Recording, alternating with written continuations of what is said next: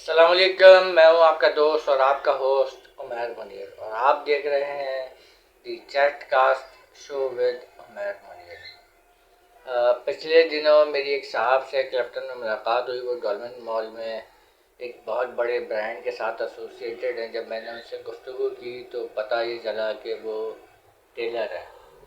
थोड़ा और मैंने उनसे बातचीत करी तो उन्होंने बताया मैं मेजरमेंट करता हूँ, यानी जो सूट वगैरह के थ्री पीस के शेरवानी वगैरह के ऑर्डर्स आते हैं वो उसकी मेजरमेंट वगैरह करते हैं।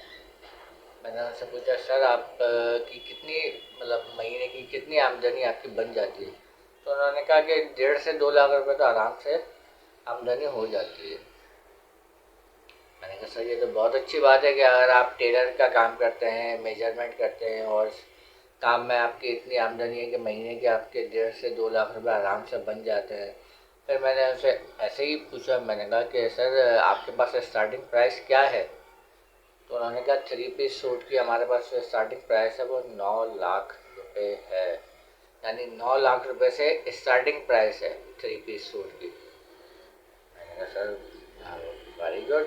मैंने कहा सर मैक्सिमम, तो कहना कि मैक्सिमम की कोई वो नहीं है, जितना आप इसमें वो ऐड करते जाएंगे क्वालिटी की तरफ जाते जाएंगे उतना ही जो है प्राइसेस हाई होते जाएंगे। तो मैंने कहा सर ऐसी क्या वजह है कि इसमें जो है वो 9 लाख रुपए से स्टार्टिंग प्राइस है।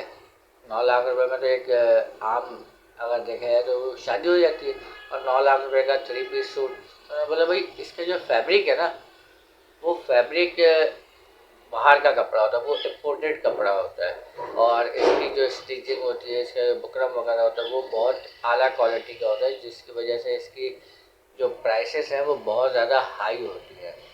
फिर उन्होंने बोला कि जी शेरवानी, मैंने उनसे पूछा शेरवानी की सर क्या प्राइस है। तो उन्होंने बोला शेरवानी की स्टार्टिंग प्राइस 25 लाख रुपए है, और ये वो शेरवानी है 25 लाख रुपए की जो बिल्कुल जिसे कहते हैं ना कि स्टार्टिंग प्राइस है, ये लीस्ट प्राइस है 25 लाख रुपए। और अगर आप इसमें ऐड इन करते जाएँ, क्वालिटी की तरफ जाते जाएँ, तो एम्ब्रॉयडरी की तरफ जाते जाएँ, तो इस प्राइस को आप 25 लाख से जितना आप गुड़ डालेंगे उतना मीठा होता जाएगा, और 25 लाख से ये स्टार्टिंग है, ऑनवर्ड्स आप जितना हाई उस पर चले जाएँ। मैंने कहा सर ये तो बहुत अच्छी बात है।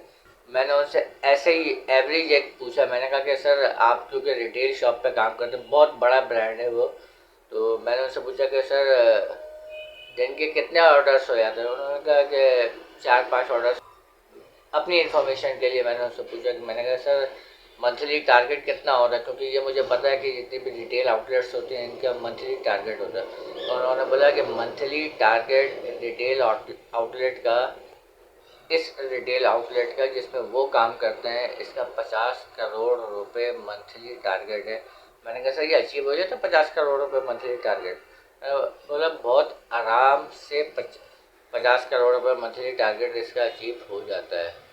और कराची में इनकी सिर्फ एक नहीं 4 आउटलेट्स हैं।